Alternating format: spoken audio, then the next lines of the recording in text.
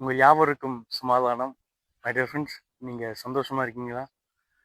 இந்த புதிய நாளில் நாம் நிறைய தேவைகளை விண்ணப்பங்களை கர்த்தர் சாதித்திருப்போம். ஒவ்வொரு காரியங்களுக்காக விண்ணப்பம் செய்திருப்போம். அது ஒருவேளை சரியான வழியிலே தேவனிடத்துல கேட்டிருப்போமா?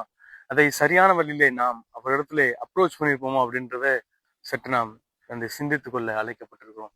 ஏன்னா நாம் அங்கே வேண்டுவதற்கு தெரியாமல், அதாவது எந்த வழியிலே எப்படி வேண்டும் என்று தெரியாமல் அறியாமல் நாம் வாழ்ந்து கொண்டிருக்கிறோம். ஒருவேளை சில காரியங்களை சில நேரங்களில் தேவன் அதை நன்மைகளுக்காக அனுமதிப்பார். நாம் அது இது எனக்கு விட்டு எடுத்து போடுங்க ஏசப்பா, எனக்கு இதை மாற்றுங்க அப்படின்னு சொல்லி நம்ம கேட்டிருப்போம். ஒருவேளை சில காரியங்களை தேவன் ஒரு சில நோக்கத்தோடு எடுத்து போட்டிருப்பார், நாம் அதை வேணும்னு சொல்லி கேட்போம். அப்போ ஒவ்வொரு நேரங்களிலும் நாம் தப்பு செய்கிறோம்.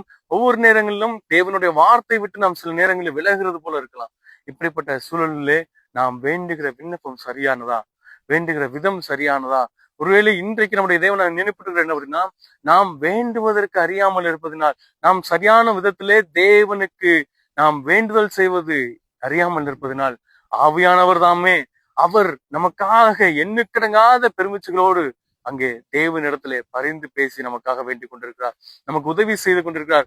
நம்முடைய வாழ்க்கையிலே சிலவற்றை நாம் எப்படி வேண்டும் என்று, அதை எப்படி நமக்கு அமைய வேண்டும் என்று நாம நம்முடைய சிந்தனையில் தியானித்துக் கொண்டிருப்போம். நாளைக்கு அது நமக்கு பாடாய் பிரச்சனைய முடியும்.